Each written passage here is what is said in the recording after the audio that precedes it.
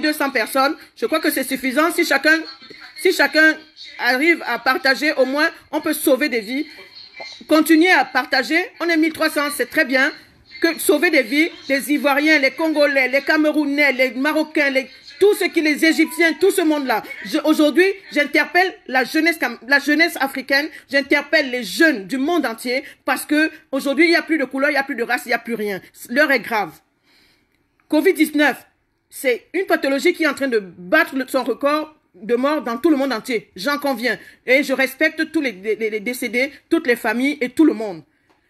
Mais aujourd'hui, quand on va à l'hôpital et qu'on n'est pas étiqueté Covid-19 parce qu'on vous a fait un test qui est négatif, vous arrivez à l'hôpital, on vous dit non, vous avez la fièvre, on va la descendre. Vous n'avez pas de tout, vous n'avez rien. Pour quelqu'un qui n'a jamais fumé de sa vie, qui n'a jamais bu, le poumon est foutu. Je conçois.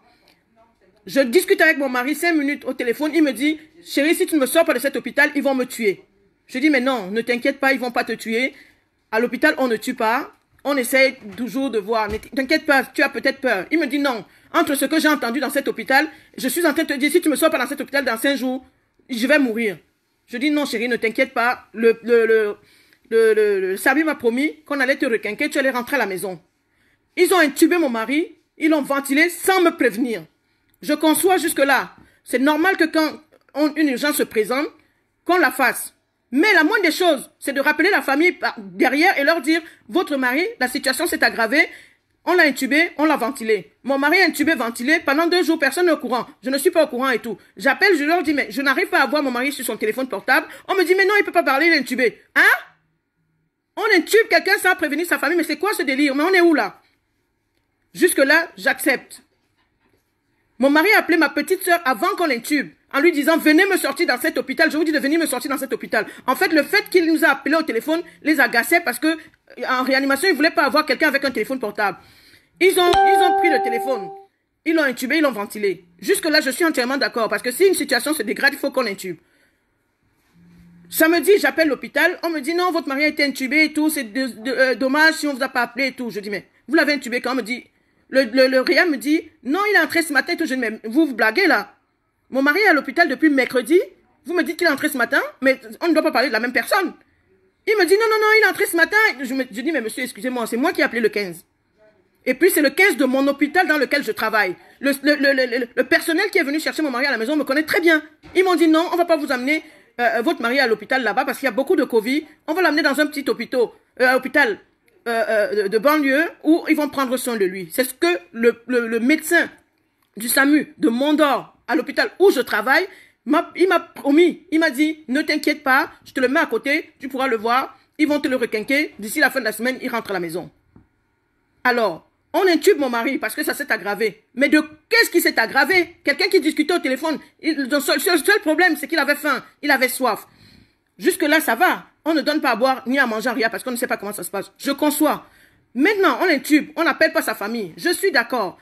Je veux donc savoir à quel moment on doit me prévenir que mon mari, son état change. Mon mari est hospitalisé. Samedi, j'appelle. Le réa me dit non, il est entré ce matin, l'état était très dangereux, je l'ai intubé. Je dis merci, monsieur le réa, vous avez fait ce qu'il fallait. Mais à quel moment vous aviez l'intention de m'appeler pour me le dire? Il me dit, c'était un cas d'urgence, je l'ai fait. Je dis, ok, monsieur le réa.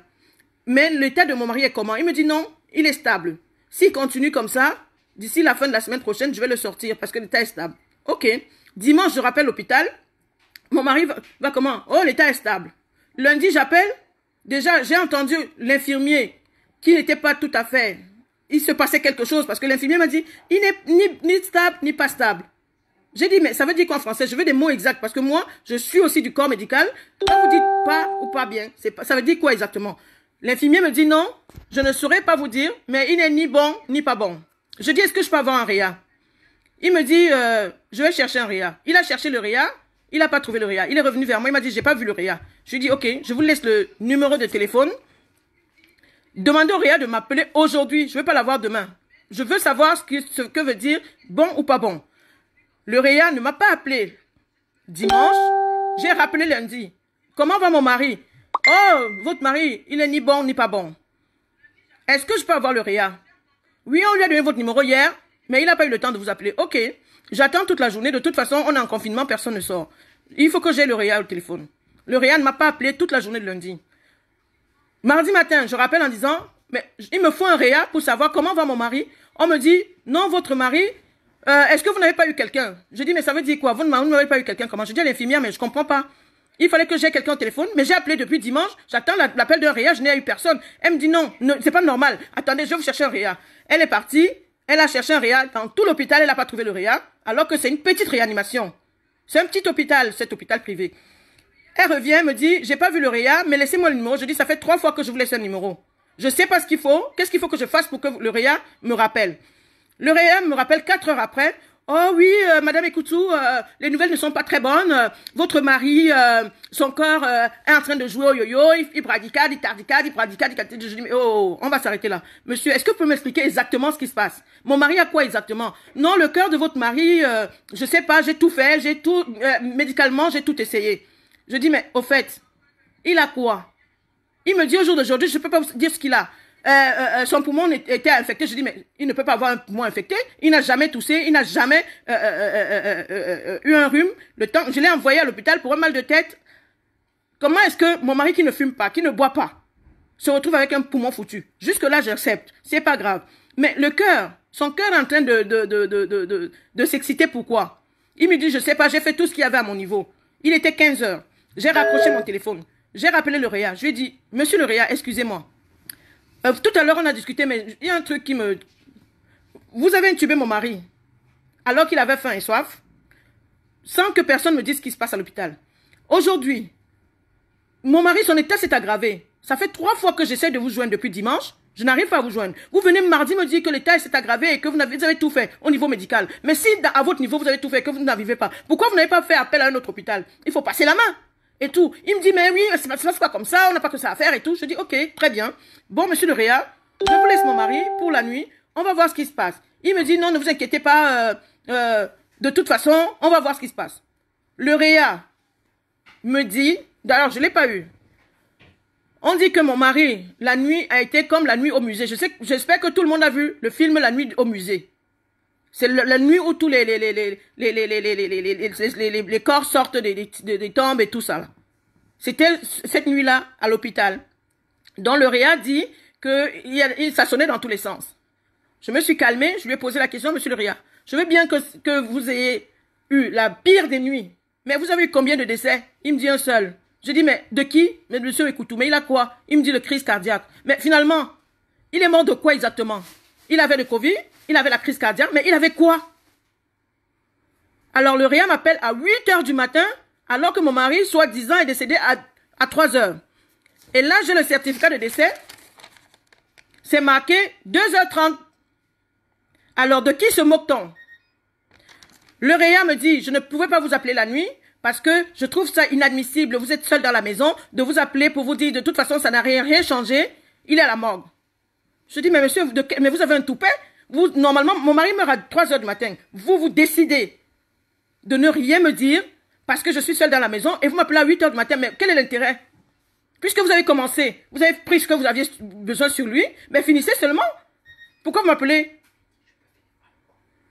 Alors, donc, je lui dis, mais le problème est simple, monsieur. Ça veut dire que moi, le SAMU est venu chez moi. Ils ont pris mon mari avec un mal de tête. Ils l'ont amené à l'hôpital. On l'a hospitalisé. Vous l'avez intubé. Vous l'avez ventilé. Ça s'est aggravé. Personne ne m'a appelé. Donc, mon mari, vous l'avez mis à la morgue sans me dire. Donc, je n'ai pas le droit de voir mon mari ni lui dire au revoir. Je dis, ça se passe pas comme ça. Je suis désolée. Je suis moi-même du corps médical. Quand la situation s'aggrave, on appelle la famille pour leur dire, la situation est en train de s'aggraver. S'il ne passe pas la nuit, vous avez 2 heures pour venir le voir. Dans tous les hôpitaux du monde, même en France où je vous parle, à l'heure où je vous parle, j'ai des amis qu'on a appelés hier en leur disant, venez voir votre papa, il ne passera pas la nuit. Ah, pourtant, il a le Covid-19. Vous me dites que mon mari a la crise cardiaque et que je n'ai pas le droit de le voir. Mais sur quelle base? Mais sur quelle base? Mon mari n'est pas fumeur. Il n'a aucune pathologie sur lui. Il n'a même pas le mal. C'est quelqu'un qui n'a jamais eu le mal de tête. Je vous explique ça parce que ce gamin, on a un médecin de famille qui ne connaît même pas mon mari parce que lui n'a jamais un mal de tête. Le Réa a estimé que non. Voilà, il est mort, il est mort. De toute façon, on ne peut rien. Le cœur a palpité, il est décédé, je l'ai mis à la morgue. Donc, de quel droit le Réa met mon mari à la morgue sans que je le voie et que je ne peux plus le voir? Donc, je lui ai dit, bon, ok, donc vous l'avez mis à la morgue. Mais moi, mon mari, quand il est parti à l'hôpital, il avait son téléphone, il est dernier cri. Moi, ce téléphone, il me le faut. Parce que c'est un souvenir et je vais garder les affaires de mon mari. Qu'est-ce que je dois faire? Il me dit, vous pouvez venir à l'hôpital. Donc, je suis arrivée à l'hôpital. Arrivé à l'hôpital, le vigile me dit, non, madame, vous pouvez pas rentrer et tout. De toute façon, il est mort. Rentrez chez vous, on ne peut rien. Je dis quoi? Mais c'est une blague. J'ai eu le réa qui m'a dit que je pouvais avoir les affaires de mon mari. Je pouvais avoir son téléphone, je pouvais avoir ses affaires et son corps. Vous me dites que je ne peux pas entrer à l'hôpital? Mais c'est quel hôpital on ne peut pas entrer? Non, vous pouvez être porteur de Covid. Je dis d'accord. Je suis porteur de Covid. C'est pas un problème. Donnez-moi une casaque. Donnez-moi tout ce que vous voulez. Vous désinfectez moi-même si vous voulez. Mais moi, il faut que j'entre dans cet hôpital, voir le corps de mon mari et prendre ses affaires. Non, non, non, vous pouvez pas. Alors, pendant 4 heures, je me suis battue avec la secrétaire et le vigile. Non, vous pouvez pas, non, vous pouvez pas. J'ai rappelé la réa de mon portable en leur disant, mais je comprends pas. Le réa, ce matin, m'a appelé, m'a dit, votre mari est mort, je l'ai mis à la morgue, mais vous pouvez venir le voir à n'importe quel moment. Et vous pouvez avoir ses affaires. Ah, la jeune infirmière que j'ai eue m'a dit, oh non, madame, ne vous inquiétez pas, les affaires de votre mari, je les ai descendues personnellement, ils sont en bas à l'accueil. Le vigile me dit que je n'ai pas le droit de mes affaires, vous me dites que les affaires sont en bas, mais finalement, de qui se moque-t-on? Les affaires de mon mari, je veux savoir où ils sont et comment faire pour les récupérer, puisque je ne peux pas voir le corps de mon mari. Vous avez décidé, c'est le seul qu'on ne peut pas voir en France. De tous les morts. Il est mort de crise cardiaque, mais on ne peut pas le voir. Pourtant, on peut voir les patients morts de Covid-19. Donc, au jour d'aujourd'hui, je veux savoir de quoi est mort mon mari et de savoir de pourquoi est-ce que la situation, soi-disant, s'est dégradée. Personne ne m'a appelé, personne ne m'a prévenu. Vous avez fait du corps de mon mari ce que vous voulez. Je veux les affaires de mon mari, surtout son portable, en urgence. Sinon, j'appelle BFM. Et quand ils ont entendu que j'appelle BFM, qu'est-ce qu'ils ont fait? Ben, tout de suite, je suis rentrée chez moi. Juste le temps d'ouvrir la porte, l'hôpital me rappelle. Madame Ekoutou, la directrice, la cadre du service et le réa veulent vous parler. Est-ce que vous pouvez revenir? Je dis, mais vous me prenez pour qui là? Vous avez tué mon mari, vous avez pris les organes, vous avez tout pris ce que vous avez besoin, vous l'avez tué, et là vous avez mis ça sur le dos de Covid-19, et je peux pas voir mon mari, je peux pas avoir ses affaires. Il ne va pas se passer comme ça. Je suis retournée à l'hôpital, et en retournant, je suis partie avec ma petite sœur et mon oncle. Comme mon oncle était en costume cravate, ils ont eu peur. Ils ont cru que c'était un huissier de justice. Déjà, ils arrivent, on nous reçoit dans le hall. Oui, mais madame Ekoutou, vous pouvez comprendre et tout. Alors, les personnes qui m'ont convoqué, à savoir la directrice, la cadre et machin, je n'ai vu personne. On m'a envoyé une psychologue qui ressemble à une anorexique. Oui, madame, je dis, madame, excusez-moi, vous êtes qui? Je suis la psychologue, je dis, déjà, je suis pas folle. Je veux voir mon mari et ses affaires, c'est tout. Le reste, j'en ai rien à foutre. Allez chercher même le président de la République si vous voulez. Les personnes qui m'ont convoqué, je vais les voir. On m'a dit la directrice de l'hôpital, le réanimateur et machin. Vous êtes psychologue. Est-ce que j'ai commandé une psychologue? Je suis pas malade. Je suis en bonne santé. Je suis en formation. J'ai toutes mes facultés. Je sais de quoi on parle. Je sais écrire le français. J'ai quand même un bac. C'est pas vous qui allez me dire ce que je dois faire. Je veux voir mon mari et pas quelqu'un d'autre. Alors vous arrangez, vous faites comme vous voulez, mais je veux voir mon mari entier sur un lit pour que je puisse le reconnaître avec tous ses organes comme je vous l'ai donné. Il devait sortir la semaine d'après. Je ne sais pas pourquoi il est à la morgue. Son cœur a palpité, c'est vrai. Vous avez tout fait ce qu'il était à votre niveau. Mais comme vous êtes les décideurs, vous décidez pour les familles, vous décidez pour les parents, vous décidez pour tout le monde. Parce qu'il est noyé la personne, on a décidé de le mettre à la morgue. Je vais le sortir de cette morgue et le voir.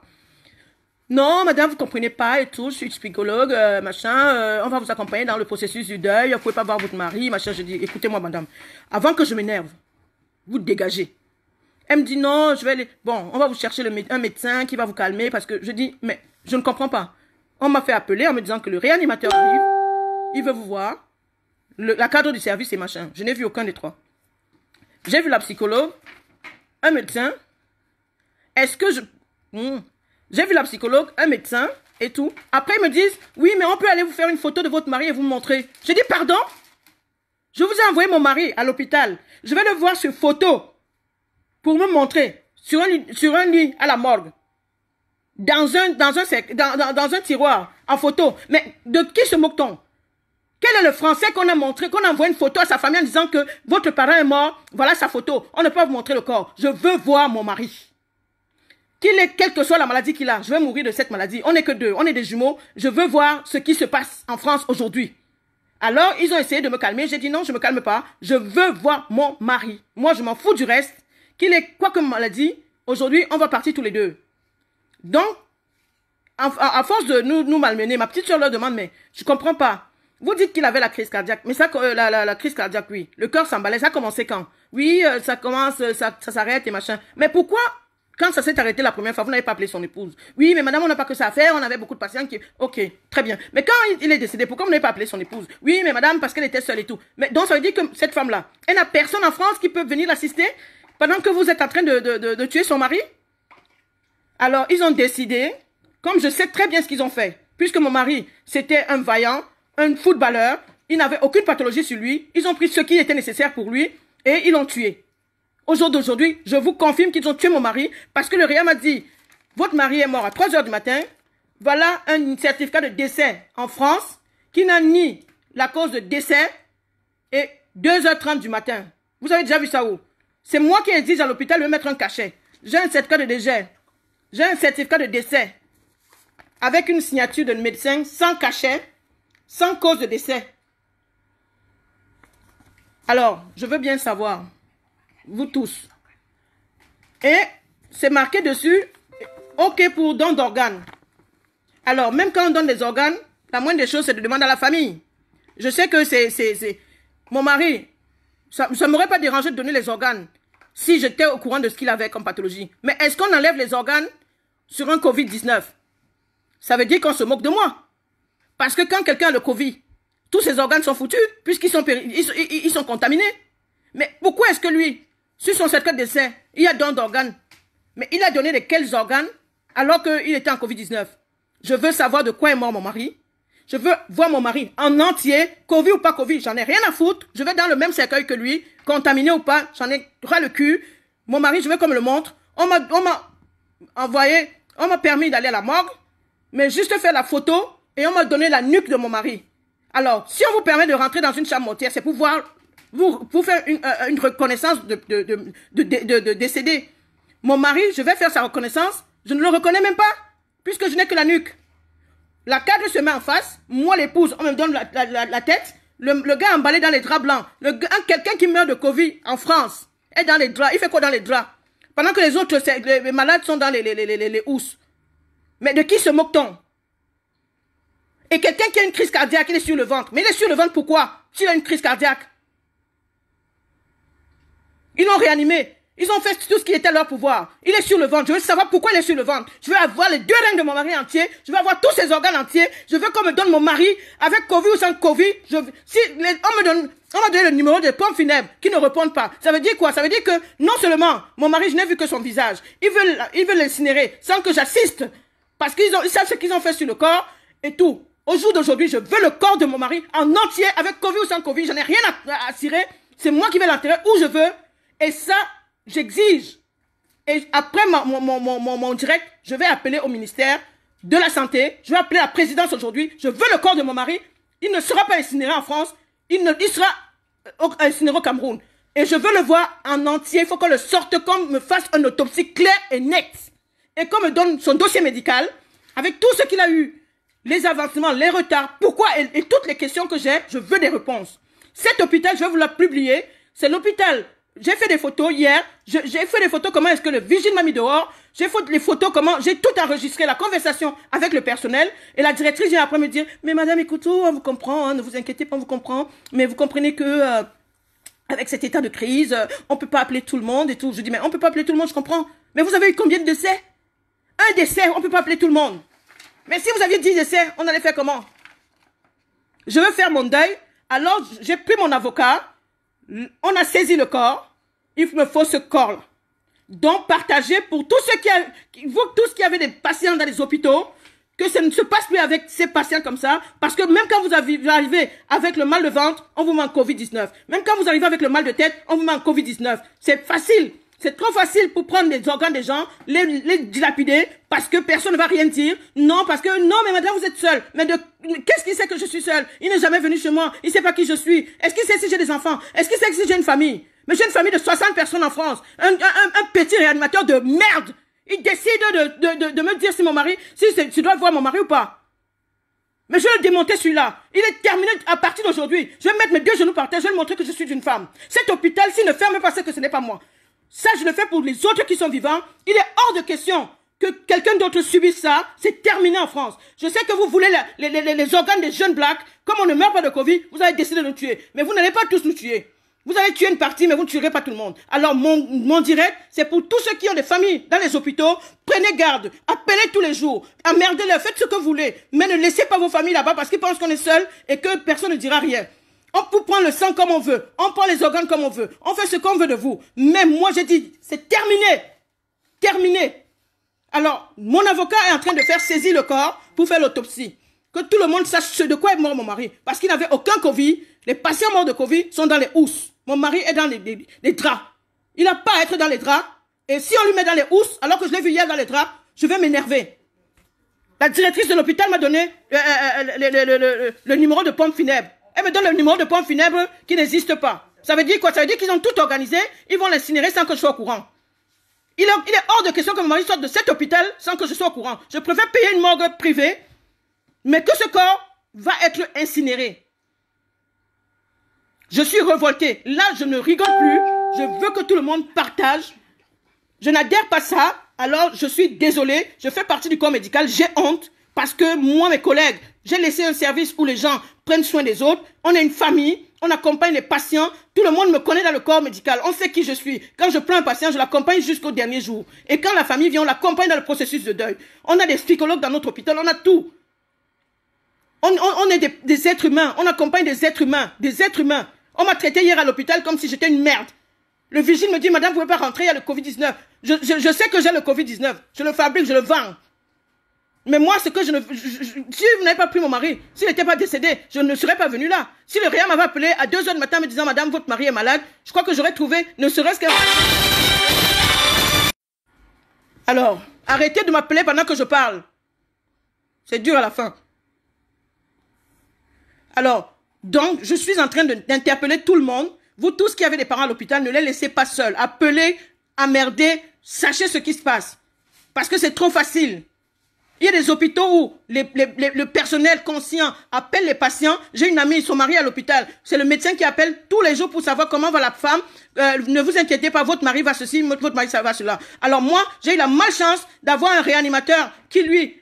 Comme il prend les décisions, parce que la petite africaine, elle a personne, de toute façon, elle vient du Mali ou du Sénégal, elle comprend rien du tout. Non, mais de quoi je me mêle, quoi? Mon mari meurt à 2h30, on m'appelle à 8h. À 8h? Mais pourquoi ils m'ont appelé? Ils n'avaient qu'à finir avec ce qu'ils... On mange pas les corps ici en France. Ils avaient qu'à faire des sushis avec. Donc, à l'heure où je vous parle, le corps est saisi. Il ne sera pas... Avec Covid ou sans Covid, il ne sera pas incinéré ces jours-ci jusqu'à ce qu'on fasse l'autopsie. Donc, prenez garde. Avisez vos familles. Ne laissez personne décider à votre place de votre devenir. J'ai envie de faire mon deuil et j'ai décidé de publier cette vidéo parce que c'est pas un petit médecin ou un petit réanimateur de petits hôpitaux de merde qui va décider de la vie de mon mari. Il a pris mon mari, mais il ne mourra pas. Et je vais le suivre jusqu'à ce que son métier finisse. Au risque de ma vie. Tant que je ne sais pas de quoi est mort mon mari, ils n'auront pas la paix. J'ai dit à mon avocat, je ne veux pas d'argent, je ne veux rien, je veux juste la vérité. Et ce réa, je veux sa tête. Je veux sa tête parce qu'il s'est amusé avec la mienne. Là, mon mari à la morgue tout seul. Quelqu'un qui n'a jamais eu mal de tête, il n'a jamais rien eu. Il est tout seul à l'hôpital, dans une chambre froide. Emballé de drap blanc, soi-disant Covid. Alors si...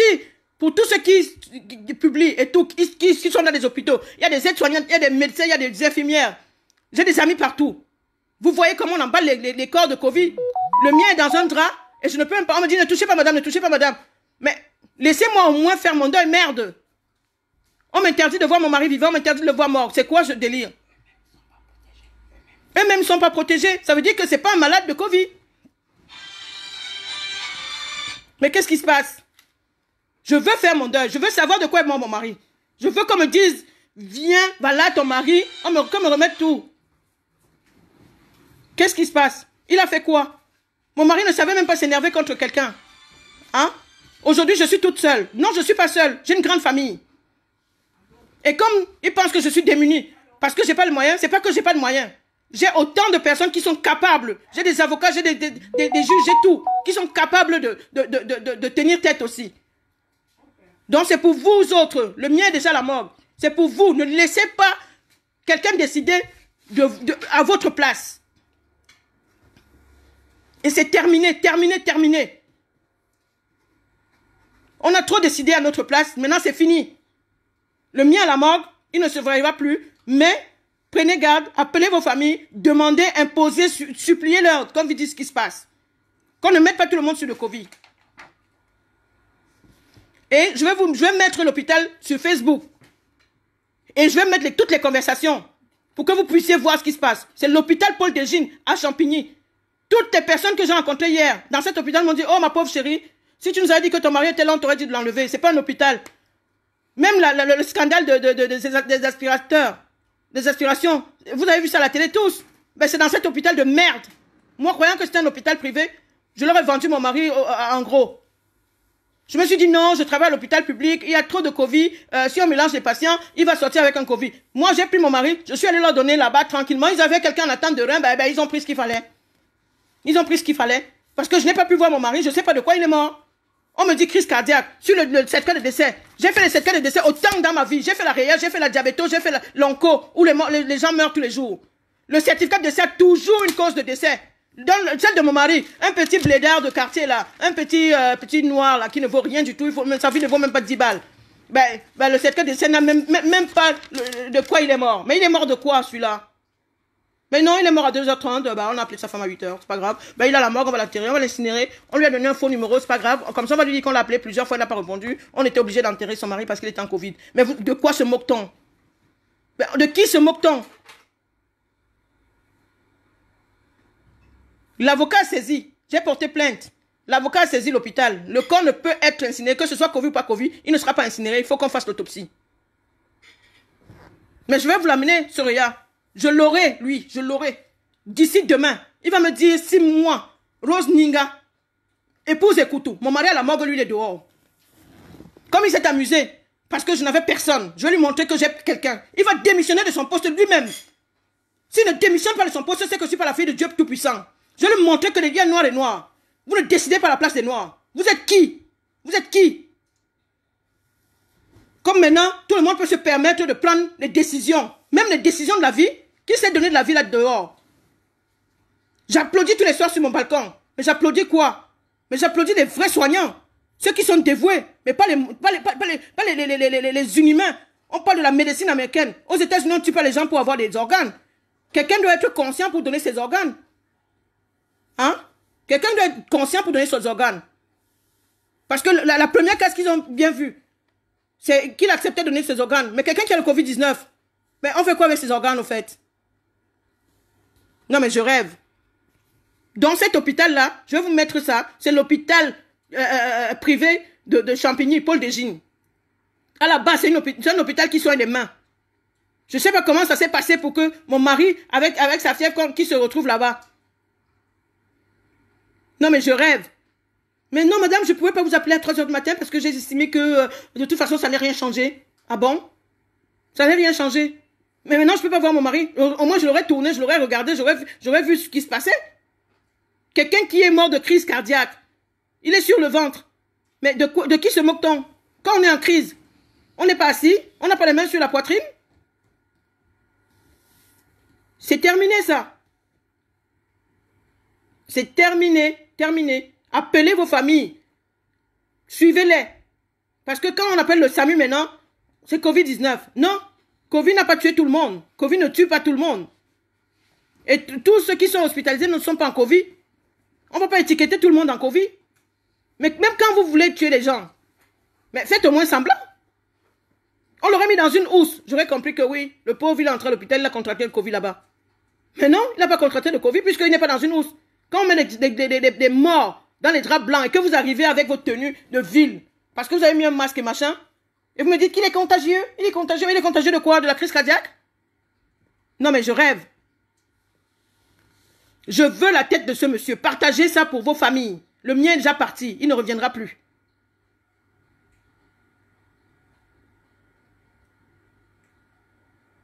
Ça fait 2 semaines que je ne dors pas. Les derniers mots que j'ai de mon mari qui m'appelle, chérie, si tu me sors pas de cet hôpital, ils vont me tuer. Ça veut dire qu'il a bien entendu ce qui se passait.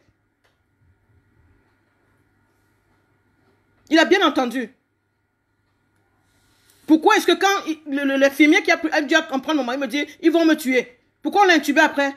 Parce qu'on savait très bien qu'il avait compris ce qui se passait. Puisque son téléphone n'était pas déchargé. Moi, je croyais que son téléphone était déchargé, c'est pour ça que je ne l'avais pas. Son téléphone n'était pas déchargé. Ils ont tué mon mari. Je veux que tous ceux qui ont participé, de près ou de loin, même s'il faut que j'aille chez les pygmées, ils vont tous passer les uns après les autres. Tous ceux qui ont enlevé quoi que ce soit sur lui. Je vais vous montrer que je suis camerounaise.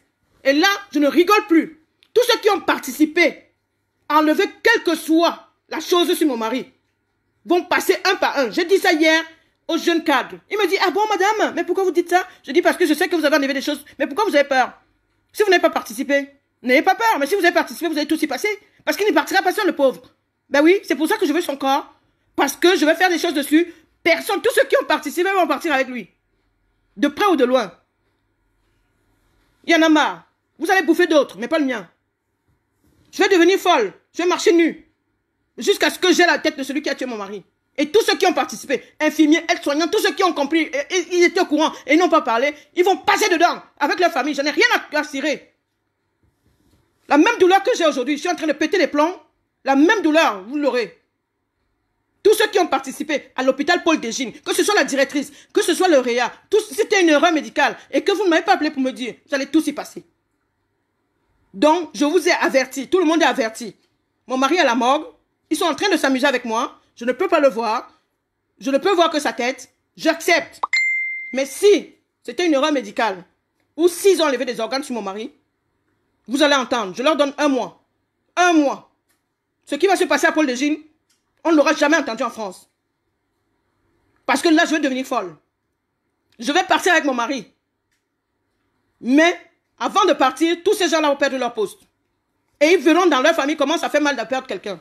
Puisque moi, je suis devenue folle, ils vont devenir 2 fois plus fous. Comme le réa, c'est mon père, il décide à ma place. Vous êtes seule. Non, mais de quoi je me mêle? Mais qu'est-ce qui c'est que je suis seule? Ma mère, elle a fait 12 enfants. Mon grand-père a fait 25 enfants. Mon arrière-grand-père a 60 enfants. On est tous en France. Il me dit, vous êtes seul. Mais il est qui pour décider si je suis seul ou pas? Mais il est qui?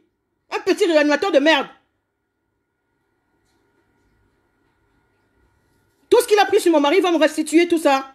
Et s'ils ont mis ça sur quelqu'un, celui-là aussi ne vivra pas avec les affaires de mon mari. Parce que la moindre des choses, c'est de me demander et tout. Si quelqu'un a pris un organe de mon mari, a mis sur quelqu'un, celui-là est condamné au nom de Jésus que je prie. Et si le réanimateur a touché quelque chose sur mon mari, il va, les flammes du Saint-Esprit, je vais les suivre, je vais devenir folle. Et cet hôpital-là, je vais la suivre. Je m'en fous de l'argent. On me verse l'argent, je vais mettre ça dans les associations. Mais, je les aurai. Je ne laisserai personne bouffer mon mari tranquillement. C'est trop facile. C'est trop facile. L'argent ne ramènera pas mon mari. Les trucs à la merde ne ramènera pas mon mari. Et tous les Camerounais qu'on est en train de tuer, soi-disant, on les étiquette Covid-19. Non.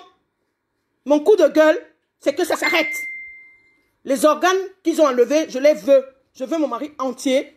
Quand on le retourne, je le vois, comme je l'ai donné à l'hôpital. Il n'avait aucune cicatrice sur lui. Il n'avait pas de maladie. Le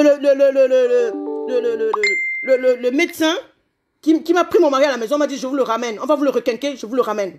Je veux mon mari. Alors, je vous préviens tous. J'ai fait ce direct. Vous ne m'avez jamais vu sur Facebook.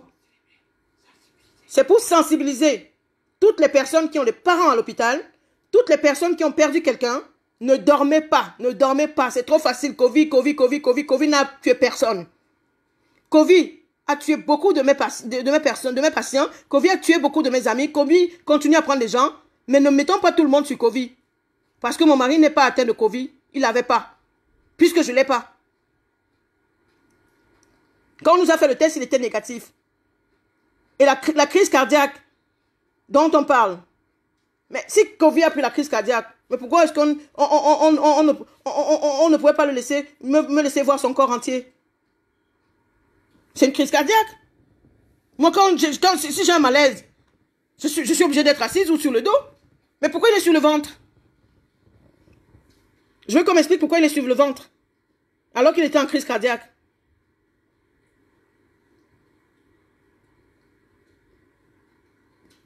Donc, cet hôpital, je vais publier aujourd'hui. Je vais publier le nom du médecin. Je vais publier tout le monde. Il m'appelle là sans arrêt. Madame Ekoutou-Non, venez, on va discuter avec vous. Je ne discute avec personne. Je veux que tout le monde sache ce qui s'est passé. Je veux mon mari, avec tous ses organes, et savoir ce qu'il a tué réellement. Pourquoi est-ce que depuis le premier jour, Monsieur Ekoutou m'a appelé en me disant, chérie, ils vont me tuer, ils vont me tuer, ils vont me tuer. Ça veut dire qu'il avait senti quelque chose. Il a vu. Il a appelé ma petite soeur, il a dit, si je vous me sortez pas de cet hôpital, ils vont me tuer. Alors, je ne veux pas de problème. Remettez-moi mon mari, que je fasse mon deuil, avec tout ce qu'il avait sur lui. Si on m'avait demandé, j'aurais fait don à la science. Mais on ne peut pas prendre des gens pour des cons jusqu'à ce niveau. Covid, on ne peut pas prendre quoi que ce soit sur quelqu'un qui a un Covid. Parce que Covid, c'est une pathologie où ça monte, ça descend, ça monte, ça fait comme ça veut. Au jour d'aujourd'hui, je sais qu'en France, c'est l'administration qui décide. Ils prennent les organes, ils font tout. Mais c'est pas parce qu'il est jeune qu'on va le tuer pour prendre ses organes. Je suis choquée. Donc, moi, personnellement, je veux que cet hôpital me restitue le corps de mon mari, tranquille, puisqu'il n'est pas dans une housse, donc il n'a pas de Covid. Alors, si depuis hier que je suis allé le voir, ils l'ont mis sur une housse, c'est de conneries. Quand je suis allé le voir à la morgue, il avait un drap. Il était emballé dans les draps comme quand on meurt dans un service. Et on m'a dit, ne touchez pas, ne touchez pas. Je lui dis, mais madame, excusez-moi.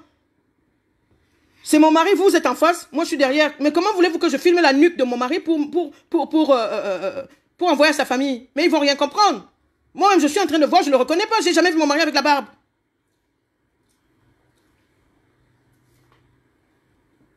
Je veux mon mari. Ou savoir ce qui s'est passé pour que je fasse mon deuil. Je vous remercie d'avoir tous suivi ce partage. Mais partagez au maximum pour que tout le monde, qu'on sauve des vies, qu'on sache ce qui se passe réellement dans les hôpitaux et qu'on ne mette pas tout le monde sur Covid-19. C'est pour ça que je voulais, c'était mon coup de gueule. Je vous quitte. Merci beaucoup et à très bientôt. Bonne soirée. On reste dans la paix du Christ. On ne baisse pas les bras, on ne baisse pas les yeux. Il faut qu'on reste éveillé pour qu'on soit conscient de ce qui se passe dehors. Courage à tous ceux qui sont dans la même situation que moi. Si vous avez besoin d'un avocat, j'ai un très bon avocat, Maître Tricot, qui a saisi l'hôpital, a saisi le corps. Il ne peut pas être inhumé parce que même leur pompe funèbre, c'était du blabla. Ils se sont dit, mais non, elle est seule, c'est pas grave. Bon, elle a vu le corps, on peut l'incinérer aujourd'hui. Le numéro de pompe funèbre, je peux vous le mettre. Il ne passe pas pour savoir comment est-ce que ça va se passer. Le certificat de décès est nul et non avenu parce qu'il n'a rien. Il n'a rien, il n'a même pas de valeur. On dit un petit merdeux de black là qui est mort, qui n'avait pas de valeur. Il n'y a même pas à cause du décès. La moindre des choses, c'est qu'on mette quand même au moins au Covid, puisqu'il était en crise cardiaque Covid. Puisque Covid n'a ni frère, ni père, ni mère. C'est facile. Donc, moi, au jour d'aujourd'hui, je suis en train de vous dire, faites très attention. Appelez vos parents qui sont dans les hôpitaux. Ne laissez pas qu'on ne vous donne pas les nouvelles. Quand vous dites que non, comme il est en Covid, madame, n'appelez pas ici tous les jours. Non, c'est des conneries. Il y a beaucoup de trafic derrière Covid. Je suis très forte. Je vais accompagner mon mari jusqu'au village chez ses parents. Mais avant ça, je veux savoir de quoi il est mort. Et tous ceux qui ont participé, vous qui avez des amis infirmières à l'hôpital Paul Desgines, dites-leur bien qu'il y a une petite malade camerounaise qui a dit que tous ceux qui ont participé en réanimation en date du 8 avril, qui commencent à se préparer à perdre des parents dans leur famille. Parce que ce que je vais faire, personne ne va comprendre. Tous ceux qui ont participé vont passer. Je n'en ai rien à foutre. Je prie Dieu. C'est le même Dieu qui a accepté que mon mari parte. Donc, je vous remercie et bonne journée.